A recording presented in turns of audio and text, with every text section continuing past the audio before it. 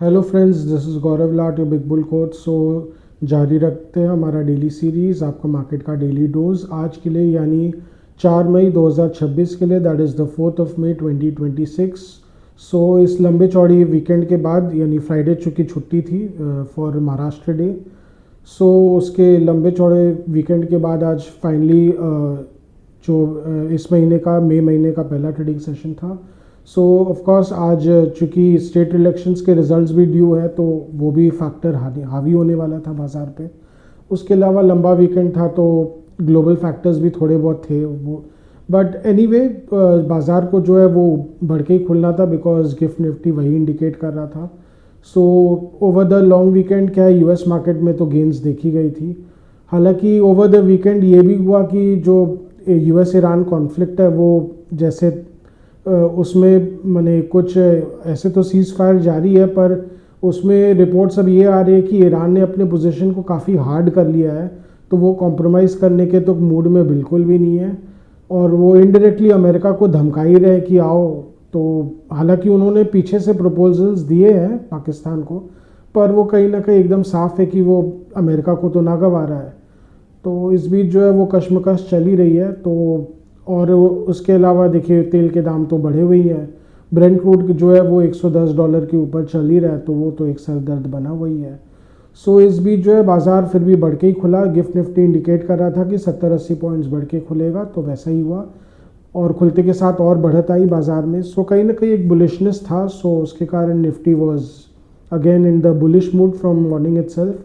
तो बढ़ते बढ़ते इनफैक्ट निफ्टी जो है वो 24,300 के लेवल्स तक गया, पर अगेन वो 24,300 के पास आते आते जैसे उसकी हवा निकलने लग गई, तो 24,290 के हाई बनाने के बाद निफ्टी में रिट्रेसमेंट शुरू हो गया। तो धीरे धीरे करके निफ्टी जाने लग गया, और कहीं ना कहीं इसका श्रेय देखिए बैंक निफ्टी को ही जाता है, बैंकिंग स्टॉक्स को। बेसिकली प्रॉब्लम ये था कि बैंकिंग स्टॉक्स में ऑलरेडी कई दिन से वीकनेस चल ही रहा है। उसके अलावा कोटक बैंक के रिजल्ट्स आए ओवर द वीकेंड, वैसे रिजल्ट्स ठीक ठाक थे, उनके मार्जिन्स भी ठीक ठाक है, पर ओवरऑल सरप्राइजिंग कुछ भी नहीं था। सब कुछ एज पर एक्सपेक्टेशन ही था। तो ऑलरेडी जो जिसको बोलते हैं ना, जो भी अच्छे रहते हैं, अच्छी चीज़ें रहती है, वो तो प्राइस में ऑलरेडी प्राइस्ड इन रहता है, वो तो सब फैक्टर्ड इन रहता है मार्केट में। तो नया कुछ बचा ही नहीं था, तो उसके कारण क्या हुआ, सुबह से कोटक बैंक में वीकनेस ही था। उसके अलावा देखिए भारतीय एयरटेल में सुबह से वीकनेस थी, 2% से ज़्यादा की वीकनेस थी, तो वो भी उसके कारण भी निफ्टी पे थोड़ा प्रेशर तो बन ही रहा था। हालांकि धीरे आगे आते आते रिलायंस इंडस्ट्रीज़ ने काफ़ी कसर पूरा कर दिया, पर फिर भी ओवरऑल तो बैंक निफ्टी तो धीरे धीरे जो सरकना शुरू किया, तो सरकते ही चला गया सुबह से, और इनफैक्ट अपने हाई के पॉइंट से लगभग 700 पॉइंट बैंक निफ्टी सरक गया। उसके कारण निफ्टी जो है वो भी सरकते चला गया, एंड इनफैक्ट निफ्टी भी एट 1 पॉइंट रेड में आ गया था। बेसिकली निफ्टी 250 पॉइंट्स ग्रीन में रहने के बाद एक बार के लिए रेड हो गया था, पर ऑफ कोर्स 24,000 के लेवल से एकदम से सपोर्ट मिला निफ्टी को। कहीं ना कहीं यही हो रहा है कि ऊपर के लेवल्स में कहीं ना कहीं शायद एफआई सेलिंग करने आ जा रहे हैं, या बाइंग ही बंद हो जा रहा है, और जो निफ्टी जो है फिर नीचे आता है तो डीआईएस बाइंग करना शुरू कर देते हैं, तो सपोर्ट मिल जाता है। तो Nifty is trapped in a range, Nifty remains trapped in a range, पर कहीं ना कहीं टेक्निकली वीकनेस तो निफ्टी में अब दिख रहा है, बिकॉज आप देखिए तो निफ्टी का जो हाई है वो सरकते जा रहा है। अगर डेली बेसिस पे देखें तो अगर डेली बेसिस पे देखें तो निफ्टी का जो हाई, लास्ट हाई था वो 24,340 के पास था, आज का जो हाई है वो 24,290 के पास है। तो अगर जो हाई है वो लगातार अगर नीचे नीचे आते चला जाएगा, इट विल क्लियरली इंडिकेट कि निफ्टी जो है वो वीकनेस की ओर ही बढ़ रहा है। And I will not be surprise eventually अगर निफ्टी एक बार के लिए 24,000 के एकदम नीचे चला जाए, 23,800 के लेवल्स तक को टेस्ट कर सकता है। बाकी अदर फैक्टर्स हो सकते हैं, बिकॉज अब रिजल्ट्स आ गए हैं। उसमें देखिए एनडीए ने तो शानदार जीत दर्ज की ही है, तमिलनाडु में तो बहुत बड़ा उलटफेर हो गया है, बट अगर आप देखें तो असम में तो results were very much as per expectation. Bengal में तो BJP has done phenomenally well, because almost एक स्वीप ही देखा गया है। तो जो बीजेपी है वो अब बंगाल के 294 सीट्स में से 200 से ऊपर सीट ही ले आएगी। इट इज़ डेफिनेटली गुड, पर प्रॉब्लम ये है कि मार्केट के लिए ऐसा जी कोई फंडामेंटल चेंज नहीं रखता है। हाँ, इससे जो बंगाल स्पेसिफिक स्टॉक्स है, waste Bengal specific stocks like Emami, like Style Bazaar retail या आपके CSC Calcutta electric supply corporation, so ऐसे जितने भी स्टॉक्स हैं उन पे थोड़ा बहुत देखिए आज रैली देखने को मिला है, नो डाउट कम से कम 8 से 10% का रैली देखने को मिला है वेस्ट बंगाल स्टॉक्स में। बट ये हो सकता है थोड़ा बहुत आगे भी जारी रहे, पर बहुत लंबी अवधि में एक बार जारी रहेगा कि नहीं ये बोलना बहुत मुश्किल है। बिकॉज देखिए बाकी सब सेक्टर्स के सबके अपने अपने एक स्पेसिफिक्स होते हैं, सबकी अपनी अपनी एक चाल होती है स्टॉक्स की, और फंडामेंटल तो है ही, तो वो उसके हिसाब से बाद में देखा जाएगा। हाँ, पर ये बात पक्का है कि चूँकि अब बीजेपी अब फुल फोर्स में आ गई है और हो सकता है इसके कारण नए इन्वेस्टमेंट्स भी आए स्टेट में, तो इनको ओवरऑल बिजनेस में काफ़ी फ़ायदा होगा। और स्पेसिफिकली मैं कैलकाटा इलेक्ट्रिक के लिए कहना चाहूँगा कि कैलकाटा इलेक्ट्रिक चूँकि अभी तक तो बंगाल में कोई ज़्यादा नए इन्वेस्टमेंट्स नहीं कर पा रहा था, पर अब चूँकि अब बीजेपी गवर्नमेंट आई है तो हो सकता है वो प्राइवेट इन्वेस्टमेंट को और इंकरेज करे। तो हो सकता है Calcutta electric will now plan fresh investments within West Bengal.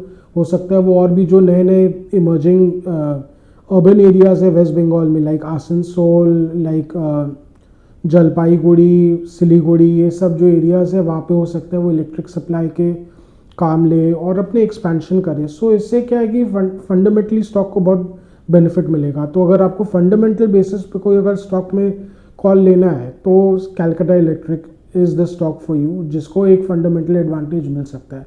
बाकी के लिए स्टाइल बाज़ार को थोड़ा बहुत एडवांटेज हो सकता है, बट वो कितना कन्वर्ट होगा इमीडिएट टर्म्स में ये कहना बहुत मुश्किल है। ये सब चीज़ें देखिए लॉन्ग टर्म में ही ज़्यादा इम्पैक्ट करेंगी, medium short to medium term में कोई बहुत मेजर इम्पैक्ट देखिए नहीं होगा। सो हो सकता है ये एक शॉर्ट टर्म रिलीफ या शॉर्ट टर्म रैली बन के ही रह जाए, उसके बाद स्टॉक्स जो है वो अब बाकी रिट्रेस करने लग जाएंगे या करेक्ट कर जाएंगे, अपने अपने चाल में चलते चले जाएंगे। यहाँ पे आपको थोड़ा सा ख्याल रखना चाहिए, बहुत ज़्यादा ट्रैप नहीं हो जाना चाहिए। तो वही बात है।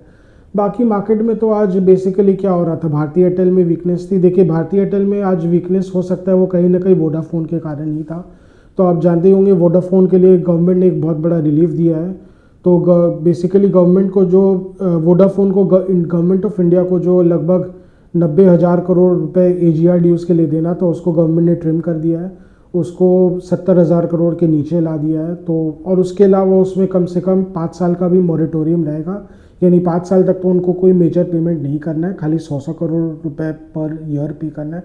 उसके बाद उनको ट्रांचेज में 2041 तक पेमेंट करना है। सो देखा जाए तो वोडाफोन आइडिया को तो गवर्नमेंट ने काफ़ी हद तक रियायत दे दी है।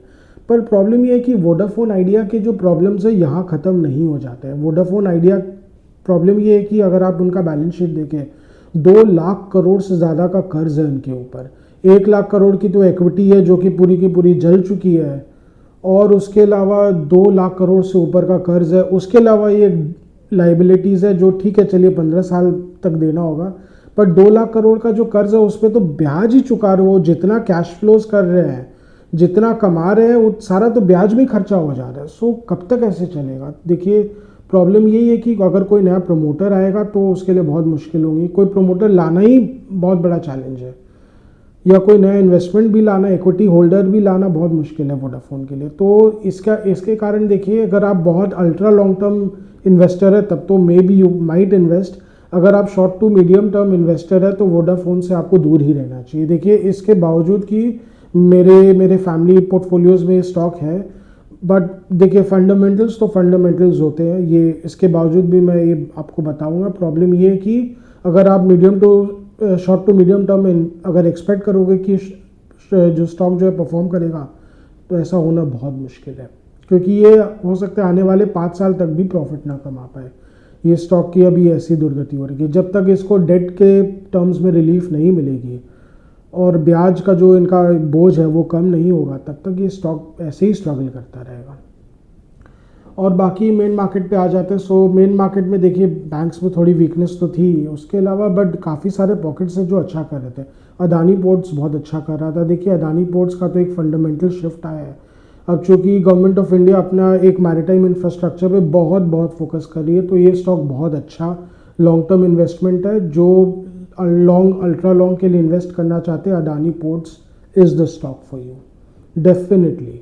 इनफैक्ट मेरे हिसाब से अदानी पोर्ट्स का स्टॉक जो है आने वाले टाइम में अदानी एंटरप्राइजेस से भी काफ़ी अच्छा परफॉर्म करेगा। And it will remain the key stock because इनके जो क्रिटिकल इंफ्रास्ट्रक्चर पे उन्होंने इन्वेस्टमेंट्स किया ये भारत के लिए बहुत बहुत इम्पॉर्टेंट है। सो Bharat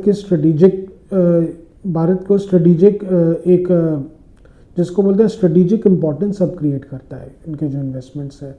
so it is a strategically very important company. तो ये कंपनी अच्छा करती रहे, प्रॉफिटेबल रहे, तो ये गवर्नमेंट ऑफ इंडिया भी यही चाहेगी। सो एज सच देखिए ये स्टॉक में आपको देखिए इट डजेंट मीन कि गवर्नमेंट ऑफ इंडिया कोई गारंटी ऐसा कुछ भी नहीं हो। देखिए गवर्नमेंट ऑफ इंडिया इंकरेज करेगी बट ये अल्टीमेटली एक प्राइवेट सेक्टर कंपनी है। सो यही बात है, स्टॉक अच्छा परफॉर्म करते रहना चाहिए and for the long term it is a very good investment option. So यही था बेसिकली। तो बाज़ार में बोलते ना कुछ स्टॉक्स बढ़ रहे थे, कुछ स्टॉक्स गिर रहे थे। तो ओवरऑल देखिए निफ्टी जो है इस बीच निफ्टी की बात करें तो निफ्टी की बात करना तो भूल ही गए। तो निफ्टी जो है वो 122 पॉइंट्स बढ़कर 24,119 पर बंद हुआ। That is it was up 122 points closing at 24,119। और वही बैंक निफ्टी की बात करें तो वो महज 15 पॉइंट्स बढ़कर 24,879 पर बंद हुआ। That is it was up 15 points closing at 54,879। तो बैंक निफ्टी तो एकदम फ्लैट ही बंद हुआ। निफ्टी में फिर भी गेंस देखे गए बेसिकली बिकॉज 24,000 पे काफ़ी अच्छा सपोर्ट देखा गया।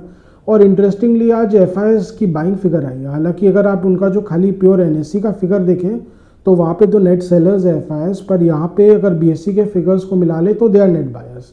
तो इसका मतलब कहीं ना कहीं ब्लॉक डील्स हुए हैं, वो अभी रिफ्लेक्ट नहीं कर रहे हैं बट कहीं ना कहीं ब्लॉक बाइंग हुई है जिसके कारण ये नेट बायर्स इमर्ज किए। बट ओवरऑल देखा जाए तो दे आर स्टिल सेलर्स। तो देखिए उनका सेलिंग प्रेशर तो आगे भी जारी ही रहेगा बिकॉज रुपया जो है 95 के लेवल्स पे चल ही रहा है।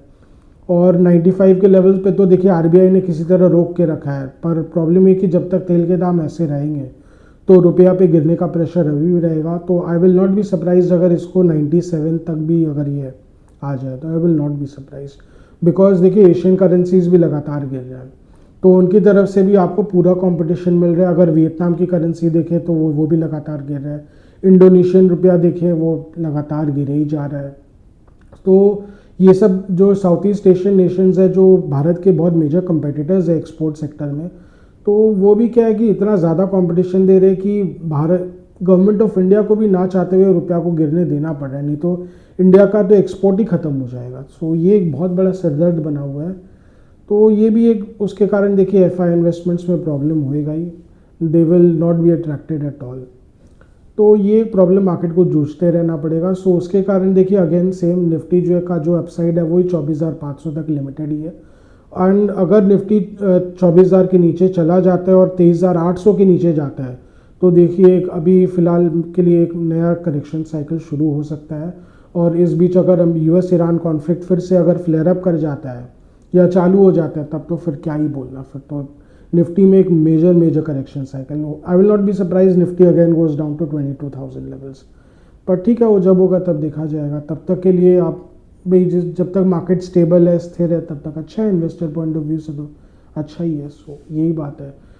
सो यही है, मार्केट अभी डवाडोल ही रहेगा, जस का तस ही रहेगा। पर एक लॉन्ग और या अल्ट्रा लॉन्ग इन्वेस्टर को देखिए पेशेंस रखना ही चाहिए बिकॉज ऐसे फेजेस कोई नई बात नहीं है, ऐसे फेजेस आते हैं। पर जब ये फेज़ ख़त्म हो जाता है तो फिर आपको बम्पर रिटर्न्स मिलते हैं। तो यही जो क्या मार्केट क्या करते हैं कि जब 2-3 साल 4 साल उसने नहीं परफॉर्म किया तो एक साल में ऐसे कसर निकालते हैं कि वो 4 साल का पूरा कसर एक साथ निकाल लेता है।